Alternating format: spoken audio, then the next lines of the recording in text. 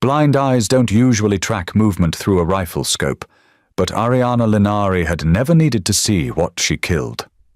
In the fortress estate of Don Sandro Politano, silence was currency, and the nanny who smelled of lavender was paid to be invisible.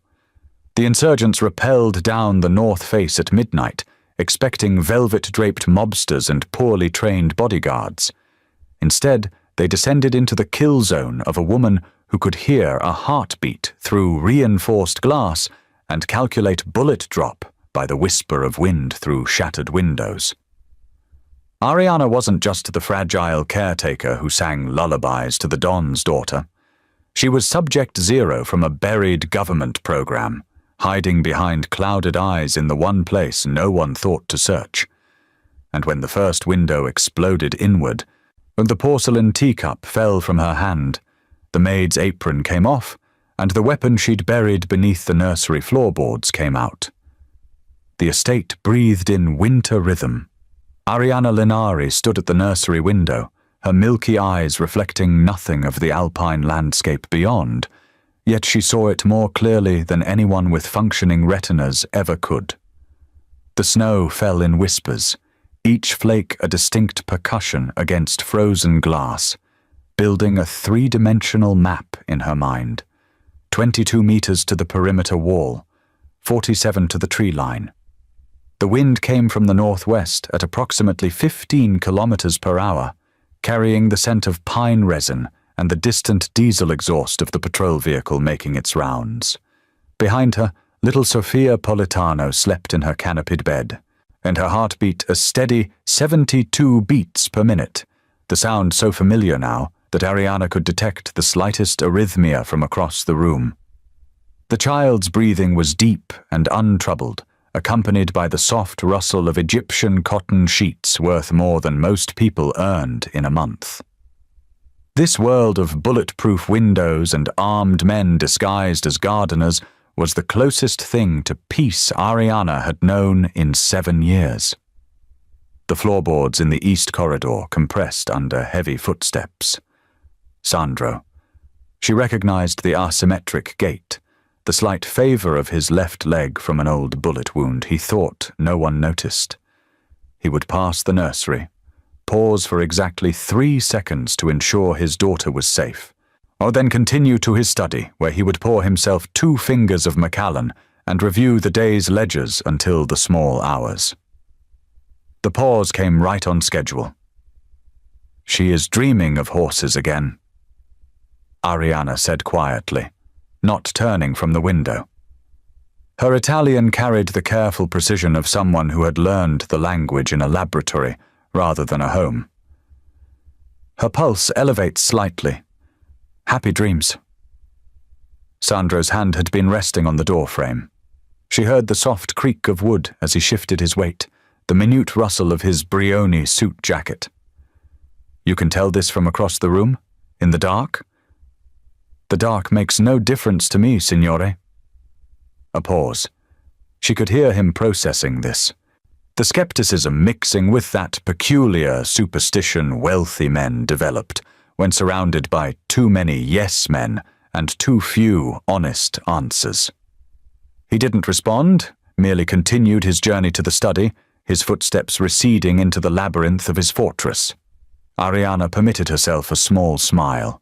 Sandro Politano was a dangerous man by any reasonable measure. He controlled shipping routes from Genoa to Marseille, owned judges and police commissioners, and had allegedly ordered the deaths of 17 rivals in the past decade alone. His estate was a testament to paranoid wealth, reinforced walls, rotating guard shifts, thermal cameras, pressure sensors in the gardens. He believed himself untouchable here, a king in his concrete castle. The irony was almost cruel. All his precautions were designed to keep threats out, and never imagining that the greatest weapon in his home wore a maid's uniform and navigated by echolocation. 3 floors below, she tracked Sandro's progress through the mansion. The distinctive squeak of the study door's brass hinges. The heavy crystal decanter lifted from the mahogany bar, the whiskey hitting the glass with a specific pitch, that told her he'd poured exactly 45 milliliters. The leather chair exhaling as he settled into it, followed by the precise metallic click of his fountain pen being uncapped. She had memorized every sound in this house. The specific groan of the third stair from the landing. The frequency of the antique clock in the foyer that ran 11 seconds fast. The pattern of the head of security's radio checks every 23 minutes, staggered to prevent predictability, yet predictable in its very randomness. She knew which guard smoked contraband cigarettes on the North Terrace and which one sent encrypted messages to a woman who was decidedly not his wife. These details were not the observations of a devoted employee. They were the tactical database of a soldier who had been trained to turn any environment into either sanctuary or slaughterhouse depending on necessity. Below, Sandro's pen scratched across paper in the distinctive rhythm of his signature. He was signing death warrants, probably, or approving smuggling manifests, the small violence of paperwork that kept his empire running. He felt powerful in this moment, she knew, safe, in control. The wind shifted outside, coming now from the northeast. A front was moving in, temperature dropping. The snow would intensify within the hour. She calculated sight lines through the shifting precipitation, muscle memory from another life. The north face would provide the best approach vector for an assault team. Limited camera coverage due to the historical preservation requirements of the estate's facade. Natural blind spots. Not that anyone knew where to find her. Not anymore. Sophia's heartbeat remained steady. Sandro's pen continued its scratching cadence. The snow whispered its secrets against the glass. For now, everything was exactly as it should be. The security grid died at 004723. Ariana registered the absence before the backup generators could compensate, that half-second of pure silence when every electronic hum in the estate ceased simultaneously. The climate control system, the hidden servers in the basement, the electromagnetic locks on the reinforced doors. All of it gone in a coordinated blackout that spoke of military-grade electromagnetic pulse technology, not the brute force methods of rival crime families. Her hand moved to the hem of her skirt, where a ceramic blade was sewn into the lining. The emergency lighting kicked in, bathing the corridors in amber, but the security cameras remained dark. The motion sensors stayed blind. Whoever had killed the system had done it surgically, preserving only the functions that wouldn't impede their movement. This was not a hit. This was an extraction.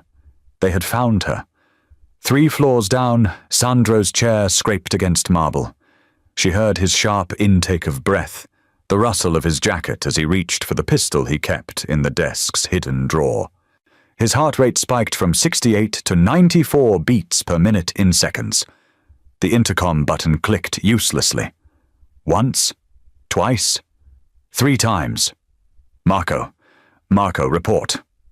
His voice carried through the walls, tense but controlled. The voice of a man accustomed to crisis. Dante, someone answer me. No one would. Ariana tilted her head, filtering through the acoustic landscape of the estate. The usual sounds were absent. No radio chatter from the guard posts, no footsteps on patrol routes. The man who should have been stationed at the east gate had a distinctive shuffle from an old knee injury. She couldn't hear it. The overnight cook, who always had the kitchen radio, tuned to a station that played American jazz at unreasonable volumes. Silence. What she did hear made her blood crystallize. The whisper of repelling ropes against stone. North face, exactly as she'd calculated. Multiple lines, descending in synchronized rhythm that suggested special operations training. At least 6 operators, probably 8. The distinctive creak of tactical boots finding purchase on the decorative stonework. The muffled click of carbines being readied, suppressors already attached. In the study, Sandro had moved to the safe behind the Renaissance painting. She heard the biometric lock disengage, the heavy door swinging open. He would be reaching for the backup radio now, the encrypted line to his underboss in the city. "This is Politano. We have a breach. North perimeter. Send everyone." His words came fast, clipped. "I don't care if you have to wake the whole organization. The Rossi family has made their move. I want Dante's head on—" The windows exploded inward, not all at once, but in a cascading sequence that demonstrated tactical precision. Drawing room, library, conservatory. The sound of imploding glass was almost musical in its coordination, each breach 3 seconds apart, giving operators time to clear and advance. Flashbang grenades followed, their detonations muffled by custom dampeners designed to disorient without causing permanent structural damage. They wanted the building intact. They wanted minimal collateral damage. They wanted her alive. Ariana moved on instinct, crossing the nursery in 4 silent steps. Sophia stirred but didn't wake, her child's mind still cushioned in dreams of horses and summer meadows. Ariana's hands found the window seat, fingers tracing the seam she'd cut into the upholstery 6 months ago. The hidden compartment opened with a soft pop of released pressure. The rifle case was exactly where she'd left it. Polymer composite, non-metallic, invisible to the standard sweeps the security team conducted. She assembled the weapon by touch in 17 seconds, each component sliding into place with the mechanical certainty of muscle memory that predated her employment in this house by nearly a decade. Below, Sandro had abandoned the radio. She heard his footsteps pounding toward the grand staircase, the Beretta now in his hand. He was moving toward Sophia's room, paternal instinct overriding tactical sense. He would get himself killed in the corridors, picked off by operators who could see in the dark and moved like smoke through spaces. The first guard's body was discovered with Sandro's own hands. Marco, his head of security, sprawled at the base of the stairs with his throat cut so precisely that he'd bled out in seconds. Professional? Surgical? The kind of kill that required coming within touching distance of a trained combatant without alerting him.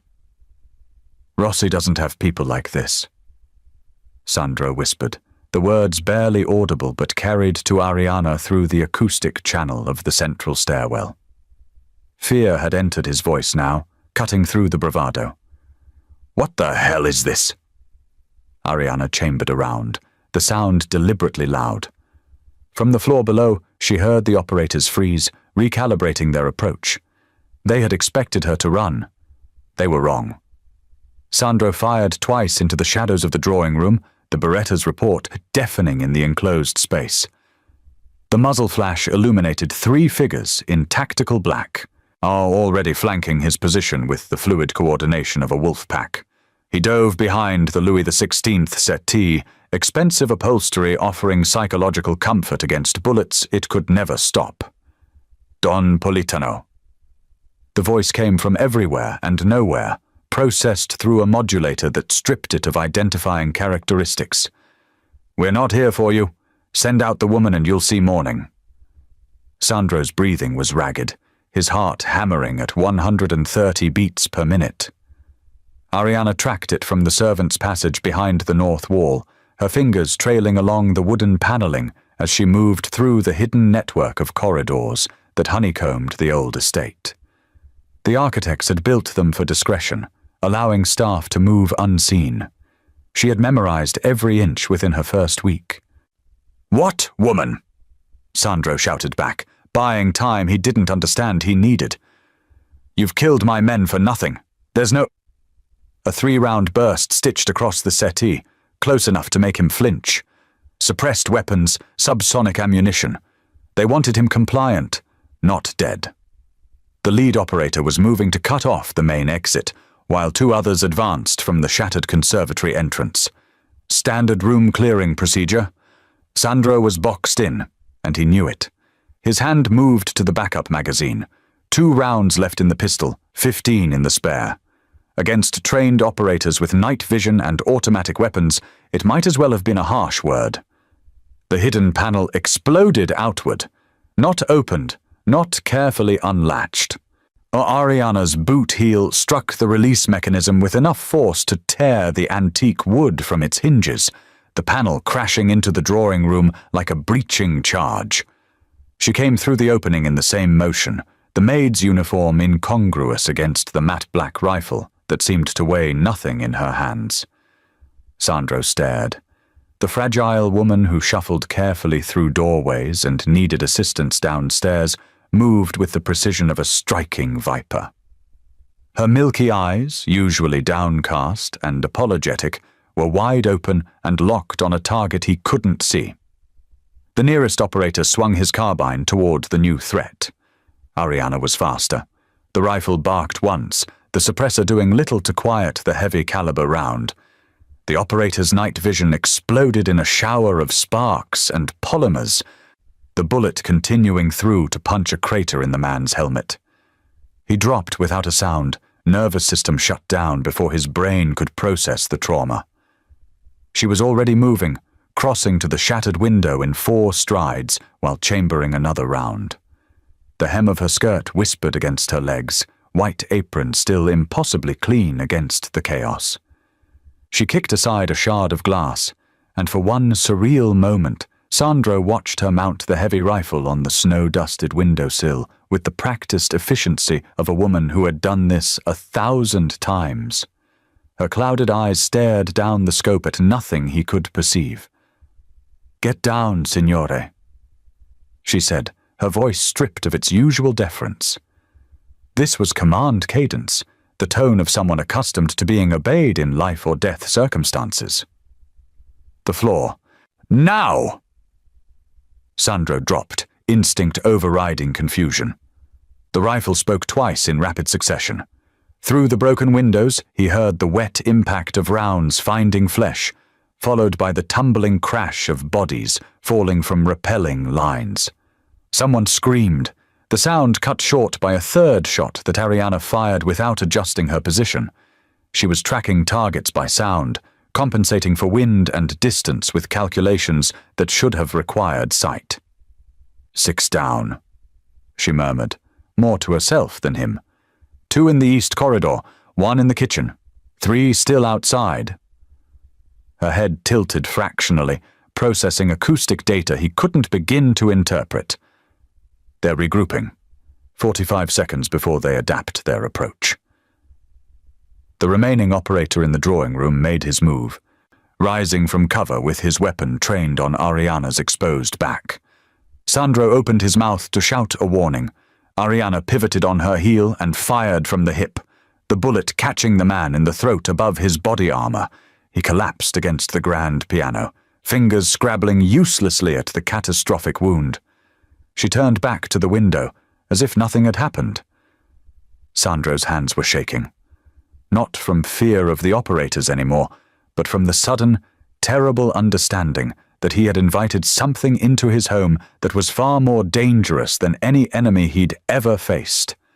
The blind nanny who smelled of lavender and sang gentle lullabies had just executed 3 trained killers in under 20 seconds. "Who are you?" he whispered. Ariana's finger found the trigger again, contracting movement in the gardens that existed only in her acoustic map. "Right now, I'm the only reason you and your daughter are still breathing." The rifle thundered, and another body hit the snow.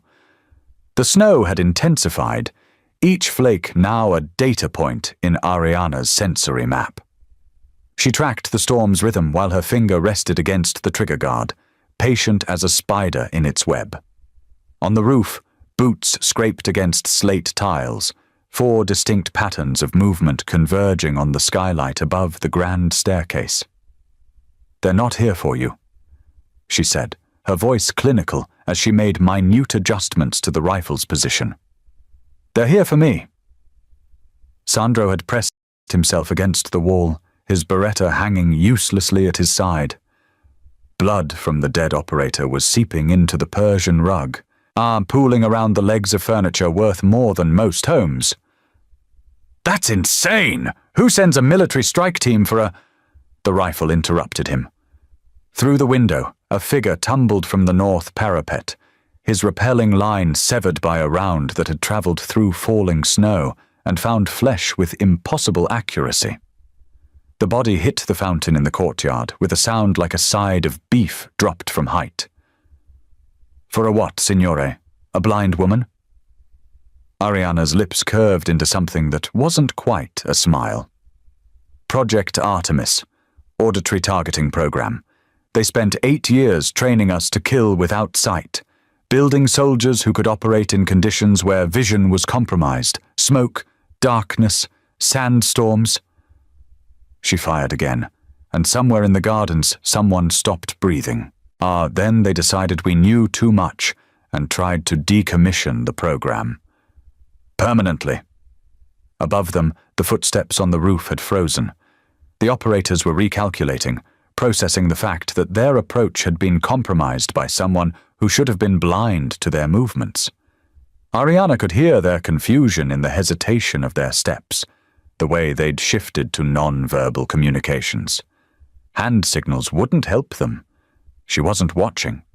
She was listening to the pressure their boots exerted on tiles, the way their tactical gear shifted with each breath, the distinctive frequency of their heartbeats elevated by adrenaline and altitude.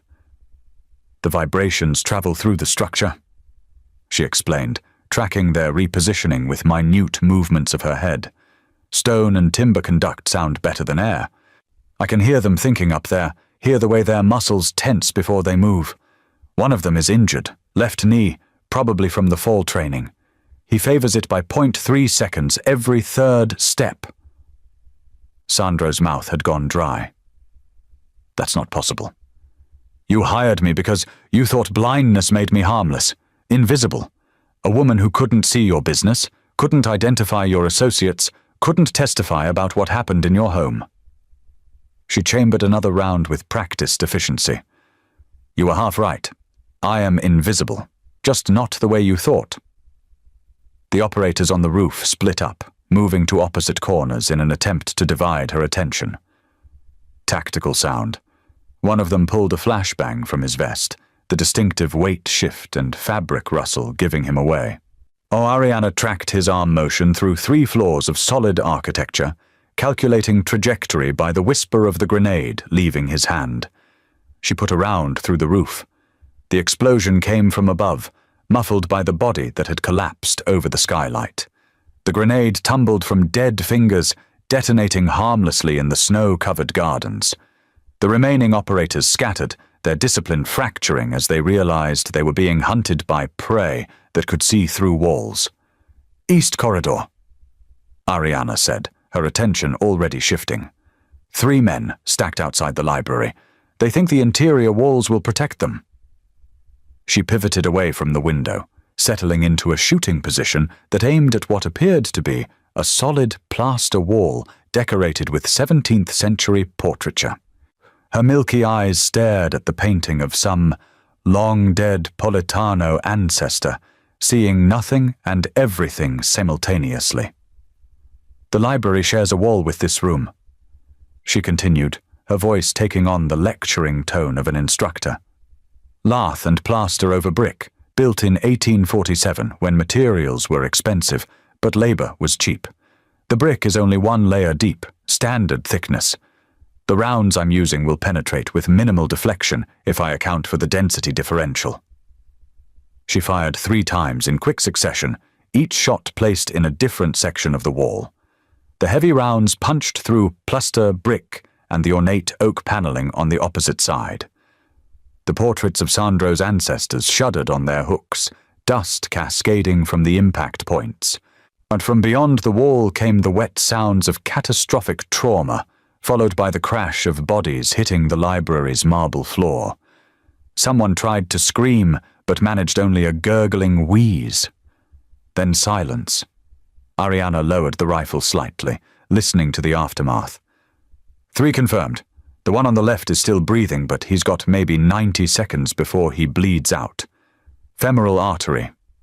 Sandro stared at the wall, at the 3 smoking holes that had punched through to deliver death to men he couldn't see. His hand trembled as he crossed himself, a gesture from childhood that his criminal life had all but erased. "Madonna Santa," he whispered. "What are you?" "Right now?" Ariana tilted her head, tracking new movement from the floor above. "Your daughter's best chance at seeing dawn." The rifle went back into Ariana's hands with the casual intimacy of a familiar tool.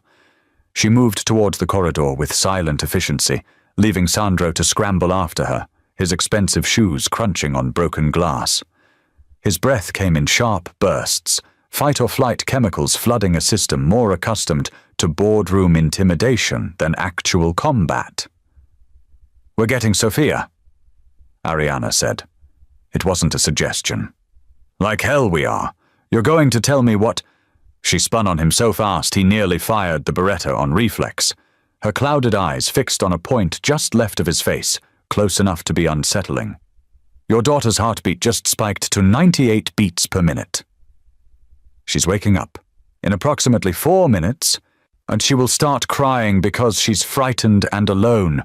Those cries will give away her position to anyone within 50 meters. Her voice was surgical room cold. "So you can demand answers, or you can help me keep her alive. Choose quickly, signore." Sandro's jaw worked, authority colliding with the terrible mathematics of the situation. He was a man who gave orders, not followed them. But he was also a father, and that instinct overrode decades of carefully cultivated pride. "Lead," he said hoarsely. They moved through the darkened hallways, emergency lighting casting amber pools that did nothing to help Ariana and barely helped Sandro. She navigated the maze of his own home with more confidence than he could manage, her fingers trailing along the wall for orientation while the rifle remained ready in her other hand. Her head swiveled constantly, processing an acoustic landscape he couldn't begin to perceive. "Why my home?" Sandro whispered, unable to stop himself. "Why hide here?" "Because men like you ask fewer questions than honest people. You wanted discretion. I needed anonymity. The arrangement was mutually beneficial until tonight." She paused at an intersection, head tilted. "They're evacuating. I've eliminated 14 operators. They're regrouping for either extraction or a final push with heavy ordnance." 14. The number was impossible. In less than 10 minutes? "I'm expensive to create, signore. The government doesn't tolerate losses on that scale. They'll either pull back to reassess or level the building and claim gas leak. We have maybe 8 minutes before they decide which." They rounded the corner toward the main staircase. Ariana stopped so abruptly that Sandro nearly collided with her. Her hand came up in a halt gesture. Every muscle in her body suddenly taut as piano wire. The maid's uniform she still wore seemed like a costume now, a sheep's clothing that had never quite fit the wolf underneath. "Sweeper," she breathed. "Second floor landing, waiting in the alcove behind the Baroque mirror." Sandro strained to see anything in the gloom. The landing was 30 feet away, shadow-drowned and silent. "I don't see. He's been there for 3 minutes. Suppressed breathing. Heart rate at 52 beats per minute. That's operator at rest, the kind of patience they teach for long-duration hides." Her hand moved to her hair, and fingers finding the simple pin that had held her bun in place. When she pulled it free, dark hair cascaded over her shoulders, and Sandro saw that the pin was titanium, sharpened to a needle point. "Stay here, don't move, don't breathe loudly." She set the rifle against the wall and walked towards the landing. Not crept. Walked. Her footsteps deliberately audible, the shuffling gait of the blind woman returning. Harmless, confused, lost in her own employer's home during a crisis. She even brought her hands up in front of her, fingers spread in the universal gesture of the sightless navigating unfamiliar space. The sweeper took the bait. He emerged from the alcove with his knife already drawn, closing the distance in 3 silent steps. Professional. No hesitation. The blade angled for her kidney. A killing stroke designed to drop her quietly. His other hand reached for her mouth to stifle any scream. Ariana moved like silk, catching fire. Her hand intercepted his knife arm at the wrist, redirecting the blade past her torso with a precision that suggested she'd known exactly where it would be. The titanium pin in her other hand came up in a blur, punching through the soft tissue under his jaw and angling upward into the brain stem. The sweeper's eyes went wide, synapses firing chaotically as catastrophic trauma shut down motor function. She held him there for 1 second, feeling his pulse hammer against her hand, then drove her palm into his throat with enough force to collapse his trachea. The combined trauma was redundantly lethal. He was dead before his knees hit the floor, the knife clattering uselessly against marble. Aunt Ariana lowered the body with surprising gentleness, then returned to collect her rifle as if she'd merely stepped aside to close a window. Sandro stood frozen, the Beretta hanging limp in his hand. He'd seen men killed before, had ordered deaths himself. But those had been business. Transactional. This was art of a kind he'd never witnessed, violence so refined it approached the aesthetic. "You didn't even slow down," he said. Ariana pulled her hair back, refastening it with the blood-slicked pin. "Sophia's awake now. We need to move." The nursery door hung open, swinging gently on hinges that Sandro had personally selected for their silence. Sophia sat upright in her bed, clutching the stuffed rabbit that went everywhere with her, eyes wide with the confusion of a 5-year-old woken into chaos. When she saw her father, Archie started to cry. "Papa, I heard loud noises. Shh, Tesoro, shh." Sandro holstered the Beretta and scooped her up, feeling her small arms lock around his neck with desperate strength. Over her shoulder, he watched Ariana move to the window, scanning the grounds with senses he still couldn't fully comprehend. "They've pulled back to the tree line," she said, regrouping at the perimeter. "I count 8 remaining, maybe 9. There." She stopped mid-sentence, her head snapping to the side like she'd been slapped. Outside, nothing visible had changed. But Sandro saw Ariana's face go pale, saw her free hand move to her ear as if she could physically block out something unbearable. The high-frequency emitters activated simultaneously, invisible spears of sound that turned her gift into a weapon against her. They'd placed them during the initial breach, small devices no larger than a phone, positioned throughout the estate at calculated intervals. The sound was above normal human hearing range, imperceptible to Sandro and Sophia, but to Ariana's enhanced auditory cortex it was like staring into the sun. Her sensory map of the world dissolved into white noise. "No!" she gasped, staggering against the window frame. The rifle wavered in her hands. No, they couldn't have. The equipment was destroyed. The prototypes were... "What's happening?" Sandro demanded, watching her deteriorate in real time. The confident operator who'd killed 14 men was suddenly vulnerable. Her milky eyes squeezed shut as if that could somehow help block out the acoustic assault. "White noise protocol. Scrambles auditory processing. Everything sounds like screaming static. I can't..." She tried to track movement outside, but her head swung wildly, unable to lock onto any signal in the overwhelming noise. "I can't hear anything. I'm blind." For the first time that night, actual fear entered her voice. Through the window, Sandro saw them emerge from the tree line, tactical lights now visible, no longer bothering with stealth. They moved with the confidence of hunters who'd just clipped their prey's wings. 9 operators in full combat gear, advancing across the snow-covered lawn in a coordinated formation that would put them at the house in under 90 seconds. "They're coming," Sandro said. "Straight approach, 9 of them." Ariana's hands were shaking on the rifle. She tried to raise it, tried to aim. But without her acoustic targeting, she was what she'd always pretended to be. A blind woman holding a weapon she couldn't properly use. I can't see them. Can't hear them. I'm useless." Then I'll be your eyes. Sandro passed Sofia to the corner, where she huddled with her rabbit, and moved to stand behind Ariana. His hand settled on her shoulders, feeling the tension vibrating through her frame. Tell me what you need. She took a shuddering breath, forcing down panic through sheer discipline.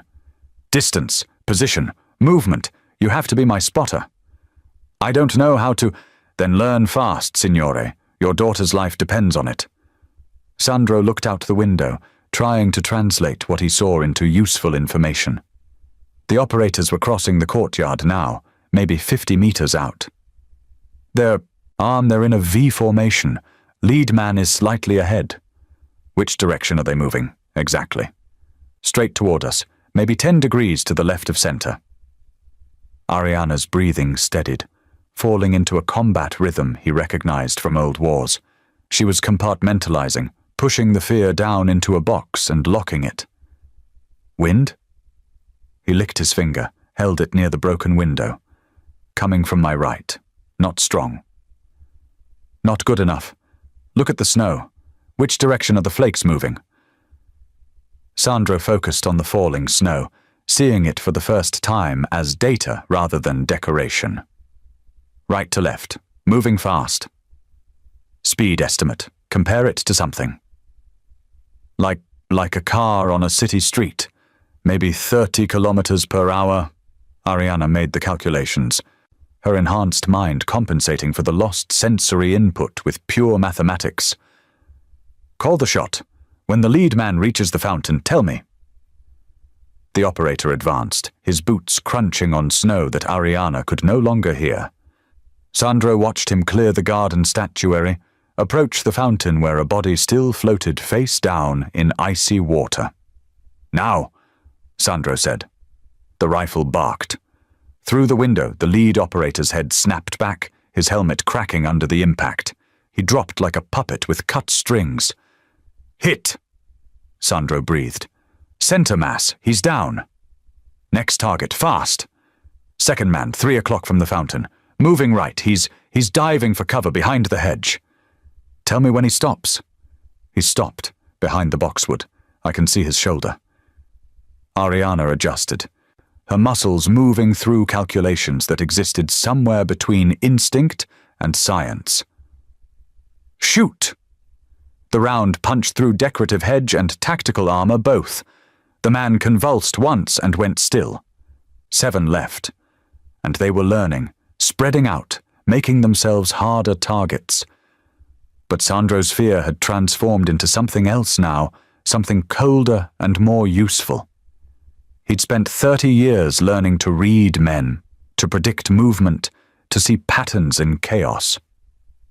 Tonight, that skill set would keep his daughter alive. Third target, he said, his voice steady now. Running for the west entrance, fast, very fast. Ariana's finger found the trigger. Tell me when he commits, when he can't change direction. Sandro watched the operator sprint across open ground, watched him plant his foot for the final push towards the doorway. Now. The rifle spoke, and another hunter fell. The east wall exploded inward with a concussive blast that sent century-old plaster raining down like hail. Breaching charge, military grade, the kind that turned architectural features into shrapnel.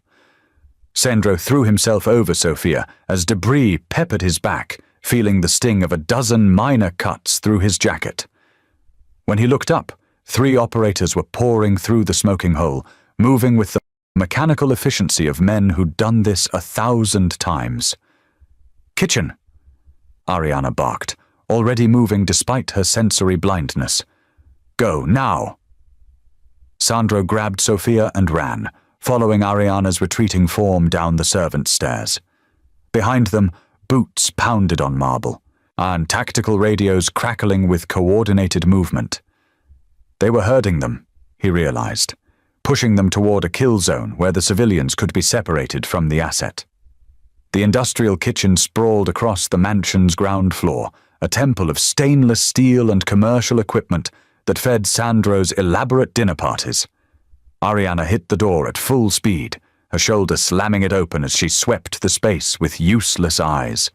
The white noise emitters were everywhere now, their signal stronger here, turning her enhanced hearing into a liability that left her staggering. "The pantry!" Sandro gasped, shoving Sophia towards the reinforced door. "It locks from inside. The steel will—" "Won't matter if we're dead." Ariana cut him off. She'd dropped the rifle, useless now at close quarters. Her hands moved across the prep counter, fingers finding the knife block by touch. She selected 2 blades, testing their weight with the professional assessment of someone who'd been trained to kill with anything.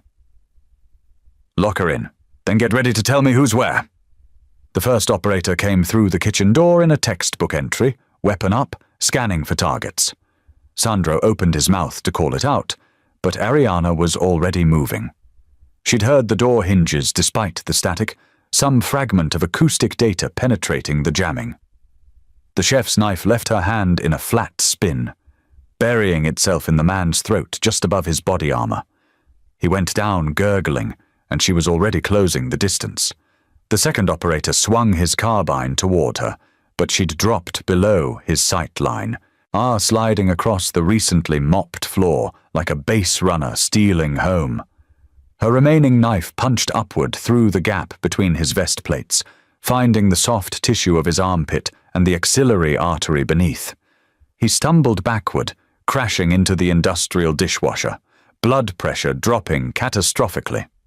The third operator was smarter. He'd held position at the door, using his dying teammates as bait while he tracked Ariana's movement. When she rose from her slide, he had her dead to rights, finger taking up slack on the trigger.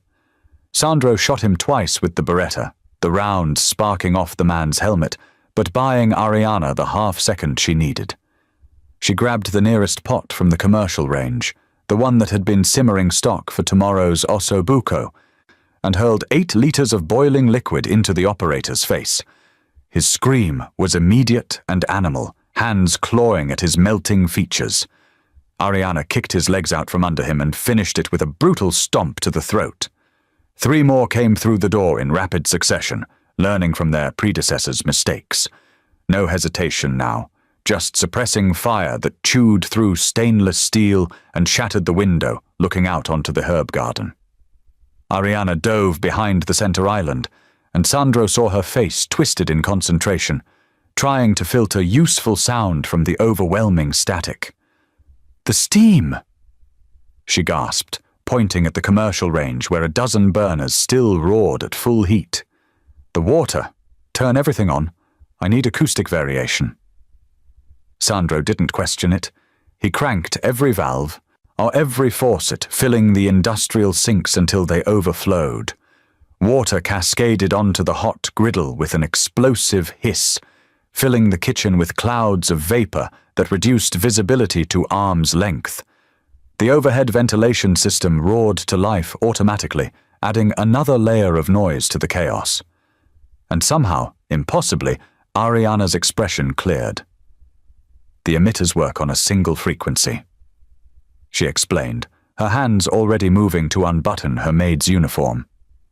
"But natural sounds, water, steam, mechanical vibration, those hit different frequencies.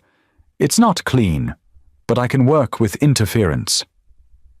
She stripped off the uniform down to the tank top beneath, and Sandro finally saw what she'd kept hidden under long sleeves and professional modesty. Her arms were covered in tattoos, but not the decorative ink of civilians. These were precise, clinical, barcodes and alphanumeric strings that ran from wrist to shoulder, serial numbers, identification codes, the permanent marking of government property. Subject 0. One tattoo read, just below her left shoulder, Project Artemis, Unit 7, Asset Classification, Extreme Risk. She caught him staring. Surprised they didn't just brand me? Before he could answer, she'd grabbed a stack of ceramic plates from the drying rack and began hurling them at calculated points around the kitchen. They shattered against walls, counters, and equipment, creating a cascading symphony of breaking porcelain that masked her movement as she circled toward the operator's position. The steam was thick enough now that Sandro could barely see her, just a ghost moving through the white clouds. He heard impacts, grunts, or the wet crack of bone breaking. One operator stumbled backward through the vapor, his arm bent at an angle that made Sandro's stomach turn. Another fell sideways into a prep table, his face a ruin. When the steam finally cleared, Ariana stood in the center of the kitchen, breathing hard, covered in blood that mostly wasn't hers. 6 operators lay scattered across the floor in various states of permanent stillness. The white noise emitters were still screaming their ultrasonic assault, but she'd adapted, learned to fight through the sensory deprivation the way she'd probably been trained to fight through tear gas and flashbangs. She looked at Sandro with those clouded eyes, and he saw something in her expression that might have been an apology. "There's more coming," she said. "There's always more." The safe room had been Sandro's pride, a panic room built to withstand anything short of military-grade ordnance. Steel-reinforced walls, redundant locks, its own air supply. He'd commissioned it after the Benedetti family tried to kill him in 2019, never imagining he'd be using it to protect a blind assassin and his terrified daughter from a government death squad. Sophia hadn't stopped crying since the kitchen.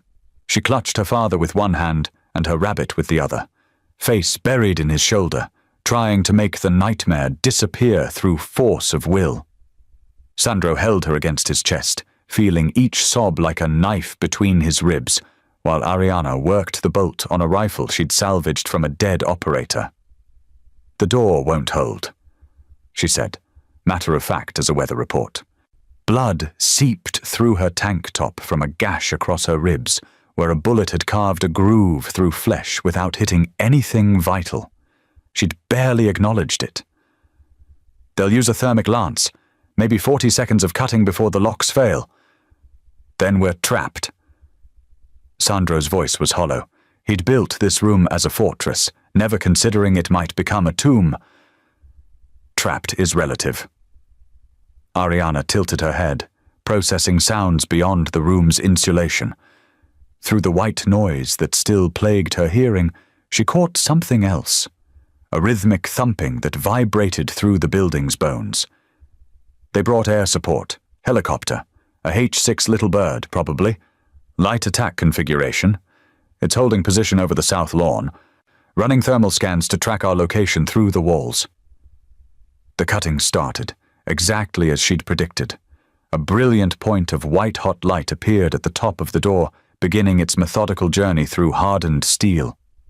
Molten metal dripped onto the floor, hissing where it met the Persian rug Sandro had dragged in to make the space more comfortable.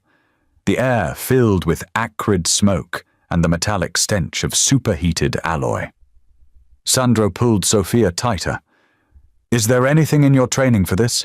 Some miracle escape?" "My training covered 37 ways to die with dignity." Ariana checked the rifle's magazine. 8 rounds. Against how many operators remained outside, backed by helicopter support? The mathematics were unkind. None of them involved taking a 5-year-old with me. The cutting continued its precise arc. 10 seconds. 20. The lock mechanism was glowing red now, metal fatigue spreading like cancer through the reinforced structure. Outside, tactical radios coordinated the final push. They'd breach hard and fast, overwhelming any resistance through sheer volume of fire. Ariana moved to the door, positioning herself directly in front of where it would swing open. Sandro realized with cold horror what she was doing. "No, you can't just—" "When the door opens, they'll fire on the first target. That's doctrine. Eliminate the immediate threat before assessing the space." Her voice remained steady, professional, the tone of someone explaining a recipe. "I'll draw the fire. You keep Sophia behind the desk. The steel frame will provide some cover. When you hear the helicopter's rotors change pitch, that's your window. They'll be repositioning to provide overwatch. Run for the east terrace, There's a service entrance. You'll be dead in 3 seconds. Yes. She said it without drama, a simple acknowledgement of tactical reality. But Sophia will have 30 seconds she wouldn't have otherwise. Use them well, signore. The lock gave way with a tortured shriek of failing metal. The door exploded inward, propelled by a breaching charge that turned it into a multi-ton projectile. Ariana had already moved, stepping into the opening with her arms spread wide, making herself the largest possible target. The operators fired on instinct. 3 carbines on full auto, rounds designed to penetrate body armor and continue through to the organs beneath. Ariana's body jerked with the impacts, crimson blooms spreading across her tank top as bullets found flesh. She staggered backward, legs failing, but her hands remained locked on the rifle. Subject 0 is down. Someone shouted into a radio. Moving to secure the package. Outside, the helicopter adjusted its position, rotor wash sending snow into whirling vortexes. The rhythmic thump of the blades penetrated even the white noise jamming, a mechanical heartbeat that grew louder as the aircraft descended for a better angle.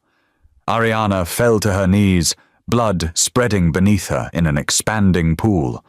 Her breathing came in wet gasps, punctured lung making each inhalation agony. The rifle wavered in hands that no longer had the strength to hold it steady, but she could still hear. Through the pain and the static and the dying signals of her own body, she could hear that helicopter. Could track its position by the Doppler shift of its rotors, could calculate its altitude by the pressure wave it generated, could time its movement to the microsecond. She raised the rifle one final time. The operators were moving past her, focused on the real prize, the Don and his daughter cowering behind inadequate cover. Their weapons tracked towards the desk, fingers taking up slack on triggers. Ariana fired. The round traveled through the broken safe room door, across the master suite, through the shattered window, and up into the night sky, where it found the helicopter's cockpit. The pilot never saw it coming. One moment he was adjusting altitude for his thermal imaging operator, at the next his skull was fragmenting under supersonic impact. The helicopter lurched sideways, dead hands on controls that no longer mattered. Its tail rotor clipped the mansion's south tower, sending the aircraft into an uncontrolled spin. It completed one full rotation before gravity took over, dropping the multi-ton machine directly onto the squad of operators positioned on the south lawn. The explosion lit the night like dawn, fuel igniting in a fireball that turned snow to steam and men to ash. The concussion wave shattered every remaining window in the mansion, sending a pressure pulse through the rooms that knocked operators off their feet. In the safe room, the 3 men who'd been advancing on Sophia froze, processing the sudden absence of their air support and half their ground team. That hesitation cost them everything. Sandro had grabbed a fallen carbine, and at this range, even a mobster who practiced twice a year at a private range could hit center mass. When the silence finally returned, broken only by the crackling of flames outside, Ariana lay in the spreading pool of her own blood. Her clouded eyes stared at nothing, chest rising and falling in increasingly shallow movements. Sandro knelt beside her. Sophia still clutched against him. "You saved us. Why would you—" "Because she dreams of horses," Ariana whispered, each word costing her. "And that matters more than anything they turned me into." Her hand found his, squeezed once, then went still. The fire from the crashed helicopter painted the snow orange, casting dancing shadows across the master suite's ruined walls. Sandro held pressure on Ariana's wounds with strips torn from bedsheets that had cost 4,000 euros and now served as field dressings. Sophia had finally stopped crying, shock setting in, her small body trembling against his side. Ariana's breathing had stabilized into something that wasn't quite dying, but wasn't sustainable either. 3 bullet wounds, maybe 4. Sandro had lost count in the chaos of trying to keep her blood inside her body. Her eyes had closed at some point, those clouded irises finally hidden, making her look almost peaceful despite the carnage surrounding them. "Stay with me," Sandro said, pressing harder on the worst wound. "I have doctors. Real doctors, not the kind who asked questions. They can be here in 20 minutes. You just have to—" Her hand came up, surprisingly strong, and pushed his away from the wounds. When her eyes opened, they were clear in a way that suggested the white noise emitters had finally died with their operators. She could hear again, could perceive the world in that uncanny way that had kept them alive. "No doctors," she said. Her voice was stronger now. Pain management techniques probably learned in the same facility that had taught her to kill through walls. "Help me up. You've lost a liter of blood. I need to move, now." She was already rising, using the wall for support, leaving bloody handprints on wallpaper that had witnessed 3 centuries of Politano history. "They'll send a cleanup crew. When the strike team doesn't report in, they'll escalate. Next time it won't be operators. It'll be a drone strike or a gas leak or a fire that consumes the whole estate. They can't afford to let me exist." Sandro stood with her, one hand steadying her elbow. "Then you stay. You're under my protection now. The Politano family has resources. We can disappear you properly. New identity, plastic surgery if needed, a compound in Sicily where nobody asks questions. And how many of your people die when they come for me again?" Ariana was moving toward the door now, each step deliberate despite the blood loss. "How many soldiers do you have who can fight what I just killed?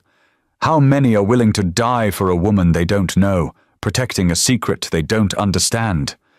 She stopped at the threshold, one hand braced against the frame. In the distance, police sirens finally wailed their delayed response, local authorities brave enough to investigate only after the shooting had stopped.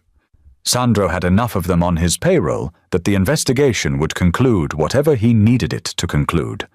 Gas explosion, rival family, terrorist attack. The truth would be buried under paperwork and bribes. But Ariana was right. The government that had created her wouldn't stop. They'd come back with more resources, better planning, and the kind of overwhelming force that couldn't be stopped by even the most skilled operator. Next time, Sofia might not be lucky enough to have someone willing to die for her. "I can pay you," Sandro tried, hating the desperation in his voice. "Name a price, anything. You saved my daughter. In my world, that's a debt that never expires." Ariana turned to look at him, and for the first time since the maid's uniform had come off, he saw something soft in her expression. Almost sad. "You already paid me, Don Politano. You gave me 6 months of pretending to be normal, of singing lullabies and reading stories about horses, of being something other than a weapon." She touched Sofia's hair with surprising gentleness, leaving a small bloody print that the girl wouldn't notice until morning. That was worth more than money. She moved to the window, to the one pane that had somehow survived the battle. Outside, the blizzard had intensified, visibility reduced to a few meters of swirling white. The perfect conditions for someone who navigated by sound rather than sight. "The service entrance," Sandro said, accepting the inevitable. "East Terrace, like you told me. The cameras are dead. No one will see you leave." "No one ever sees me leave, signore. That's the point." She was already moving, and descending the stairs with a speed that shouldn't have been possible for someone who'd been shot multiple times. Her feet made no sound on the marble, that trained silence reasserting itself now that the crisis had passed. Sandro followed with Sofia, compelled to witness the departure, even though he knew he'd never fully understand what he was watching. They reached the East Terrace where snow had drifted against the French doors, nature already working to erase the evidence of the night's violence. Ariana paused at the threshold, one hand on the door. "They'll come for her eventually," she said without turning. "When Sofia is older, when they think she might remember something useful about me. You should prepare her. Teach her to be aware, to trust her instincts. I will. It was the only promise he could make that mattered. And she opened the door and stepped into the blizzard. The wind caught her dark hair, whipping it around a face that was already fading into the white curtain of falling snow. Sandro watched her take 3 steps, 4, her form dissolving into the storm as if she'd never existed at all. He counted to 10, then looked at where she'd walked. The snow was unmarked, smooth and pristine, no footprints to indicate which direction she'd gone or that anyone had passed through at all. Either she'd mastered some technique for stepping without leaving impressions, or the blizzard was erasing her trail faster than she could create it. Either way, the effect was the same. The blind nanny who had killed 23 trained operators in a single night had vanished like a ghost, while leaving behind only the bodies and the impossible story that no one outside this house would ever believe. Sophia stirred against his chest. Where did Miss Ariana go, Papa? Sandro closed the door against the cold, turning his daughter away from the empty white landscape. Somewhere safe, Tesoro. Somewhere she can rest. It was the kindest lie he'd told all night. Behind them, the burning helicopter cast its orange glow across the snow, and the sirens grew louder, bringing questions that would need careful answers. But for now, in the space between crisis and aftermath, Sandro held his daughter and listened to the wind howl through broken windows, carrying no trace of the woman who had saved them both. In the morning, the staff would find the bodies. Forensics would come up with theories. Insurance adjusters would calculate damages. But none of them would find a blind woman in a maid's uniform, because Subject Zero had learned long ago how to be invisible in ways that had nothing to do with sight. She was already gone, swallowed by winter, leaving behind only the story of a ghost who had loved a child enough to become human one last time before disappearing forever. The snow continued to fall, erasing everything, the way it always had. If you made it this far, you've just survived the blizzard with Ariana and Sandro. Hit like and the subscribe button if this story kept you on the edge of your seat, and comment below. Which scene was your favorite? The blind sniper at the window, the kitchen brawl, the helicopter takedown? Let me know what hit hardest. Thanks for watching and see you in the next one.